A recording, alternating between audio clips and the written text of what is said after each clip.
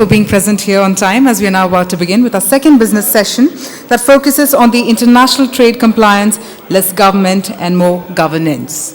I'd first like to invite on stage our session chairperson, Mr. George Joseph, who is the President, Bombay Customs House Agents Association, and also the Chairman, Managing Director, Rank Logistics and Ashtay Logistics. Ladies and gentlemen, please help me welcome on stage the Session Chairman, Mr. George Joseph. Our next speaker for the session, please help me welcome Mr. Rahul Shekhar, Senior Manager, KPMG, India. Let's have a warm round of applause for all our speakers, please.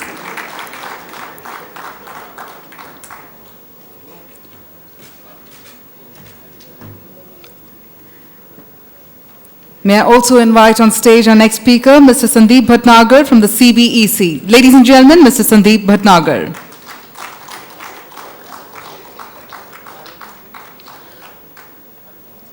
Also joining us is Mr. Blasé, Director Materials, Ingram Micro India Limited.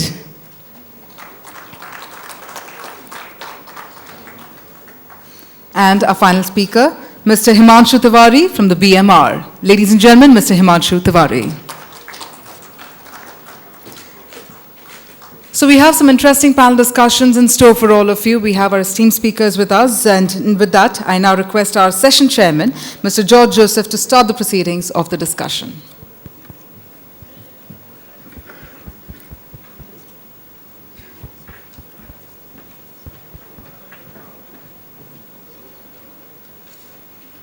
Oh, yeah, push off, okay.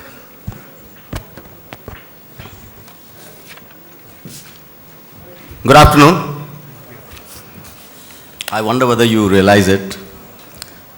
Hats off to Shantanu. Every convention, repeatedly, he brings out subjects which are so important and so relevant to us. And I think today's subject, international trade compliance, more governance and less government, is perhaps for us logistic players the most important subject. Exporters and importers sometimes ignorantly or out of misguided zeal to save costs sometimes violate international regulations, which not only put their own country into risk, they put other countries to risk, apart from inviting criminal proceedings against them and also financial penalties and fines. We as logistic players are directly in the line of fire. If any incident happens during the export-import, when goods are transiting from one border to another, we are in the first line of defense, of attack, of fire, because we are in physical control of the cargo. It is we who are actually undertaking this movement of shipment from one destination to another across the borders. So it's very important whether our client, exporter, importer, believes in it or not, we have to ensure that international trade regulations are being complied with. And as far as the other, tagline with it, less government and more governance, I think governance and government are basically synonymous words, but today sometimes the perception is that less government means better governance.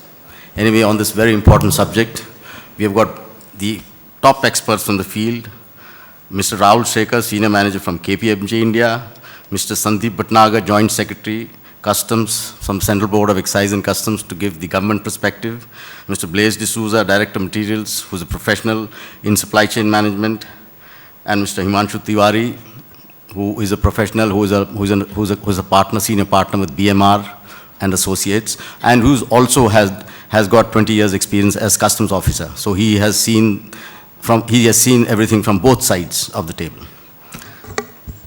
I will, I think, request Mr. Rahul Shekhar, Senior Manager, KPMG, to start the session.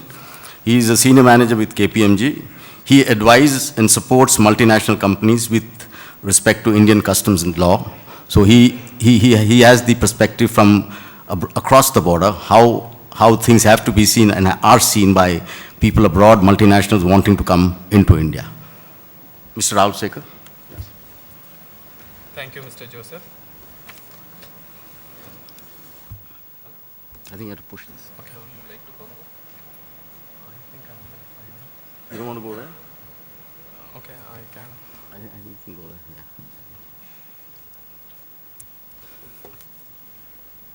Hello, sir. Yeah. No, I was sure of that. Good afternoon, everyone. So, as you all are aware, that Indian taxation system and regulatory system is going through transformational changes. Changes for a better and simpler taxation system has been being introduced by the government of India. In the first slide, if you see, I have captured the recent regulatory changes that will impact us, and we need to evolve ourselves, otherwise we'll be losing out in business. So if you see, the government intention is to increase the base of the SSEs by lowering down the tax rates. In turn, the government will be able to collect more revenue for itself, but it will also decrease the cascading effect of taxes. So if you have seen the recent changes, the most awaited changes are introduction of GST, then single window clearance, and FTAs with many countries. But those are still awaited. The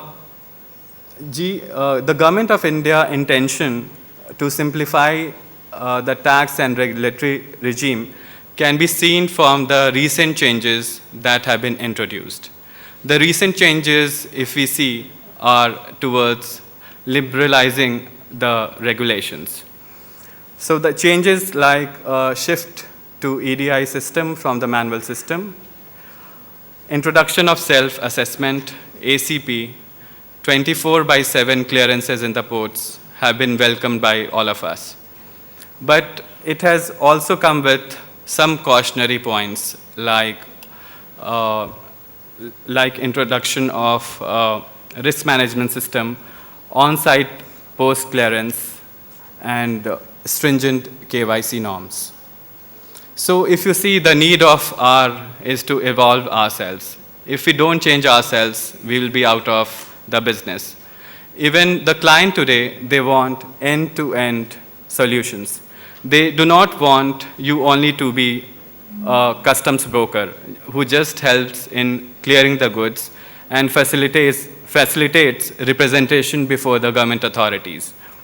So having said that, you need to change your perspective, as in we will have to be end-to-end business solution provider. We'll have to change ourselves and not only help them in undertaking compliances, but to act as an advisor. Having said that, we will have to now, as in go to a drawing board, sit with our team, and see what changes are required.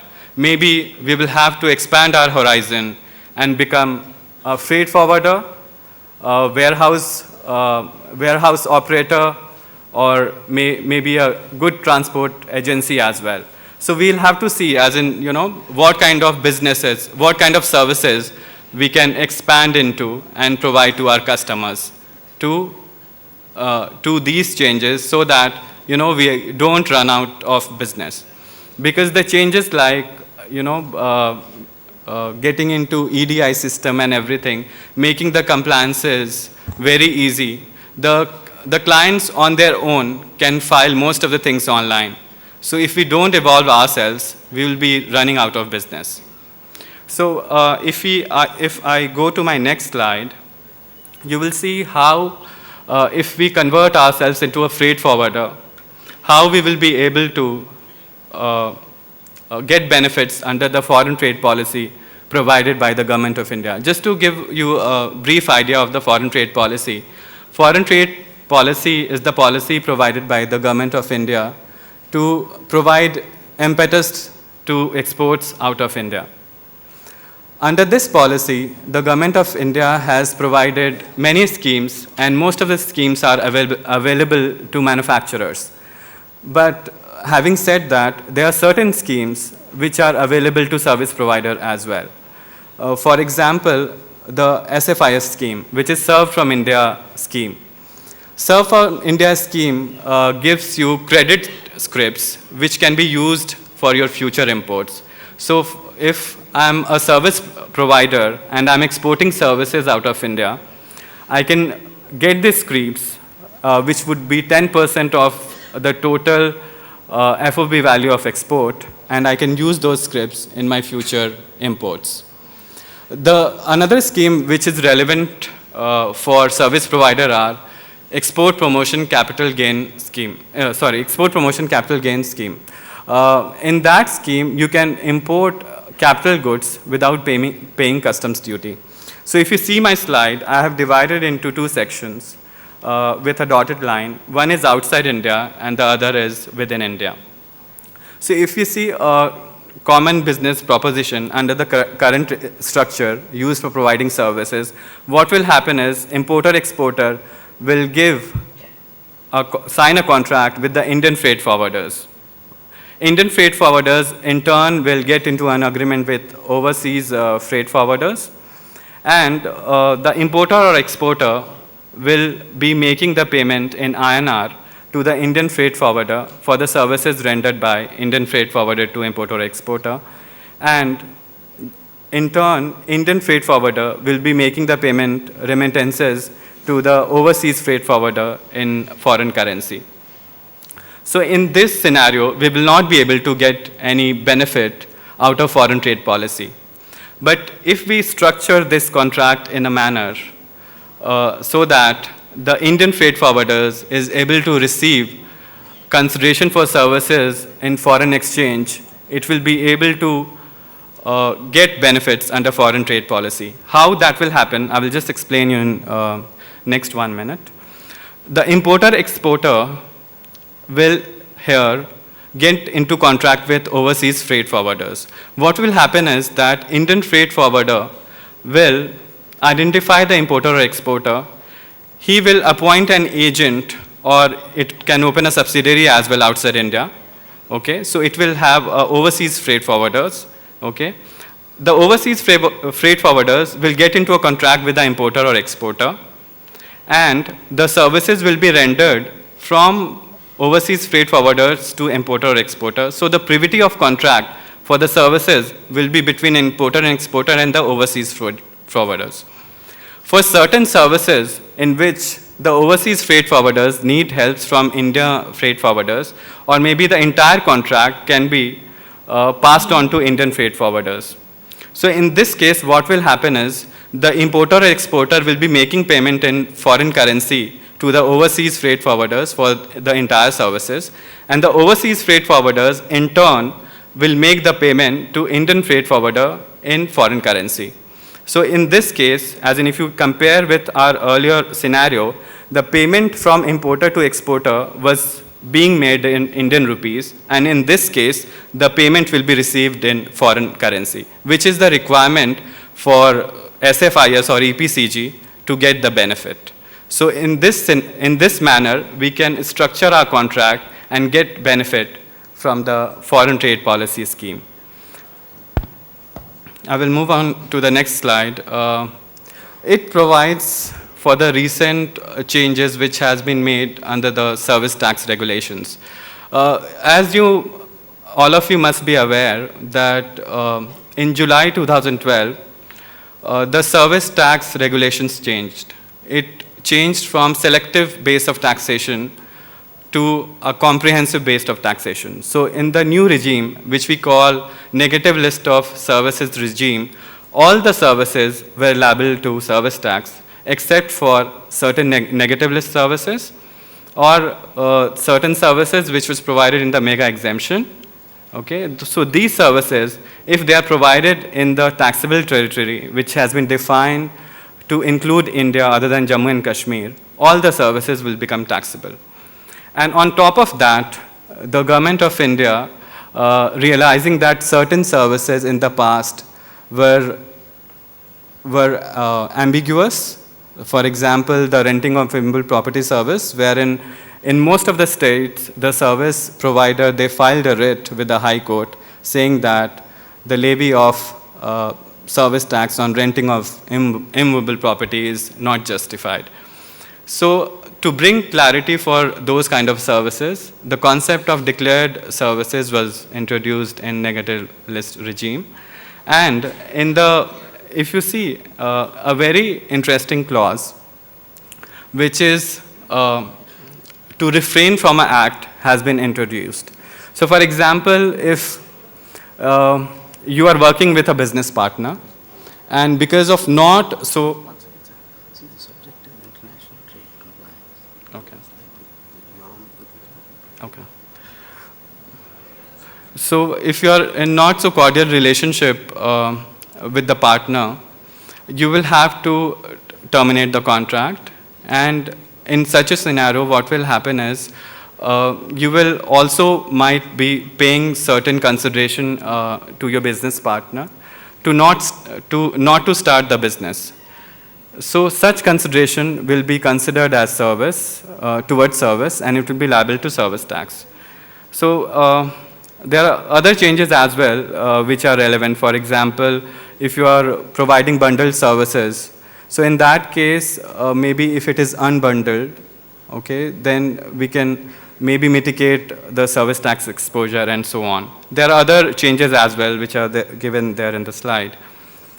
Now I will move on to the next topic, which is authorized economic operator. So importance of authorized economic operator has its roots lie deep into 9/11 attack in the USA. So what the trade bodies and the member countries of AU felt, member countries of WCO felt that the global supply chain is not so safe. So they decided to form a committee, and the committee came out with a guideline which provided security in the course of, as in to the global supply chain providers. So in the case of AEO, what happened that as in a committee was formed, and the members of the committee were given a guideline how they can implement safe program in their countries so that the supply chain in the case of international transaction is safe. Having realized that the global supply chain is not safe, India also came out with the program of AEO. In this slide, you will see that, I'm not discussing the benefit that is available out of AEO. AEO provides you benefits just to, in one line, if I could provide, the benefits available to various stakeholders in the supply chain is, for example, it will give you, if you are an AEO certified global supply chain member, then it will give you benefits in terms of lesser scrutiny. Your goods will be cleared in a shorter span of time. Then you might be required not to submit bond or bank guarantee, or maybe a lesser amount of bond or bank guarantee. So our AEO program has been appreciated by US Customs. In fact, after seeing the guidelines of our program, the Indian program of AEO, US Customs is going to revisit their program, which is known as CTPAT, which is they are going to review the program because in the CTPAT program, what is lacking is that the CBP, as in the US Customs, they do not check the compliances under various regulations and their financial capability as well, which is being done in AEO. Having said that, India can also learn from the other AEO programs, which is prevalent in various countries. For example, if you see point number 1, in the evolving world of trade, there will always be a dispute, as in, in some kind of other, evolving with the custom authorities. So if we have a concept of facilitation manager who takes care of these disputes so that the goods are cleared within short span of time, this kind of mechanism is available in Singapore as well as China. Then the other point which is very important is deferred payment of periodic customs duty. So see, we have borrowed this self-assessment concept from service tax and excise. So in service tax and excise, they have also the concept of making payment maybe after the end of the month. So that is a deferred payment of tax. But in case of customs, we make payment on the basis at the end of the transaction. If this scheme is introduced, then the rapport between the SSC and the customs authorities will improve. This kind of deferred payment is used in countries like China, Singapore, and New Zealand. There are other things as well which can be, incorporated in the AO program of India. So with this, I have come to the close of the discussion. The only point which I need to make is, in this evolving regulatory environment, we need to change ourselves, and we will have to portray ourselves as end-to-end solution provider so that we can gain benefits from partnering with the Government of India in schemes like AEO, and also get benefits from other schemes, like, for example, in foreign trade policy and so on. Thank you.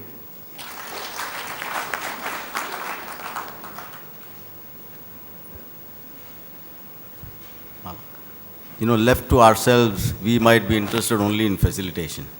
We would like goods to move from one border to another without any regulations, smoothly, seamlessly. But unfortunately, the world today is a very complicated place, and the government has to balance facilitation with security issues and with revenue issues. To give us the government perspective of this subject, international trade compliance, less government and more governance, we have Mr. Sandeep Bhatnagar with us, Joint Secretary, Customs Department, Ministry of Finance. He was a member of the Kelkar Committee Task Force on Indirect Taxation. He is a recipient of the Presidential Award for Specially Distinguished Record of Service. As JS Customs, he has great experience in policy formulation. Friends, we give you Mr. Sandeep Bhatnagar.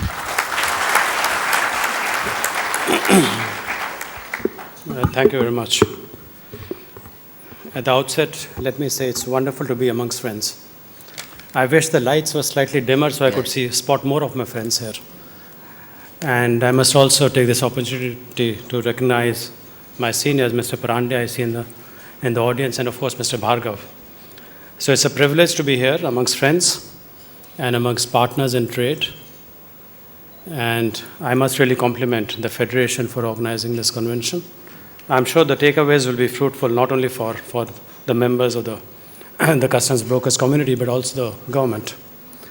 The topic, I believe, under discussion is the new paradigm, the opportunities and the challenges. So I believe we must begin with an environmental scan, even though I know some of it may have been repeated earlier by the earlier speakers. But still, to focus on the topic is important. And when we talk of the environmental scan, broadly you can categorize it. One is the global and one is the domestic environment. Customs brokers are uniquely impacted by both simply because of the nature of work they do. They are the entities who join global businesses with domestic businesses and play a very invaluable role. In fact, Secretary Revenue mentioned yesterday about the high respect in which the CHA community is held And it's no different in India. When I joined service quite some years back now, the first thing we learned from our seniors is that if you want a good grasp on the subject, talk to two persons. One is a seasoned customs appraiser, and the other is a seasoned customs broker. And that is the level of trust which the government bestows on our partners in the customs brokers community, and also the respect we have for their skills and for their capabilities. And I joined in '84, so things have not changed. In fact, our respect for all of you has only grown over the years. Coming back to the global environmental scan, SAFE has been mentioned, so I won't dwell upon it, but definitely SAFE got translated into India in terms of the AEU program. And it's only last year, in fact, on 16th of November, that we came out with a polished version of the AEU program. And I just want to mention the AEU program specifically in one context, which is that when last year we organized a meeting of the Federation with Mr. Cuneo Mercurio, the SG of WCO, one misgiving which was there was that people asked him, people asked me also, and on and off people still ask me the same question, that having the AEU program, would it mean that the CHAs or the customs brokers will cease to exist? And I want to dispel, because this is a wonderful gathering to, to get the message across that the AEU program will only complement a good customs broker's functioning. And in fact, the AEU program also applies to customs brokers. And I'll just speak briefly later on about how important the AEU program is globally, though frankly not many countries have opted for it. But the trend is evident. Even now we have around 22 countries which have good AEU programs. US somehow uniquely calls it a CTPAT program. But there is a lot of commonality amongst the programs. So the AEU program would serve as a very good branding for all serious customs brokers. Another aspect of the global environmental scan is that trade facilitation negotiations going on in the WTO. It's something I don't find, frankly, and I'll be happy to be corrected, I don't find the customs brokers really looking at the WTO negotiations. But TF has major implications for customs brokers. I'll hasten to add that they're positive, but the important thing is that as a community, I think it's an opportunity to get in on the TF right now, study it, and voice your concerns, because it is catching speed in Geneva, and I think it's time that the customs broker community should look into that. Another aspect, of course, is expedited shipment. This is again a part of the TF negotiations, but we know in India how the courier imports have come in. And we also know as customs brokers that how they impact the business. Because this door-to-door shipment is a different line of business, but the fact of the matter is that in a way it does impact the customs brokers who do not deal with door-to-door shipments. So from the businessman point of view, it's something to be looked at. Then, of course, IT is a great game changer. And I won't speak on it much because Mr. Parande is here and who's piloted most of the IT initiatives. So he's the authority on that. But since GNC was mentioned in some of the booklets, I'll just touch upon it. GNC, as we know, refers to globally networked customs. And one can well imagine that should this happen, how it will impact customs brokers, because what it would envisage is a paperless transaction, flow of information from one customs administration to another. It will undoubtedly impact businesses in a big way. It will expedite clearances. But one has to just pause and ponder as to how it would impact the customs brokers community. Having said that, I'll also say that personally, I don't see GNC being a reality in the short run or even the medium term. There are issues involved. Just as we talk of trust between the government and the customs brokers, there's a talk of trust deficit between customs administrations across the globe. But anyway, GNC is on the blackboard, so it's something one should look at. Coming to the domestic environment, 2.5 years back, we removed the restriction, I would say the artificial restriction which was in place for licensing new customs CHAs. because our experience was that the commissioners of customs were perhaps not very responsive in terms of faithfully assessing the workload, and they had this authority not to license new CHAs unless the workload demanded it. So the CBEC took a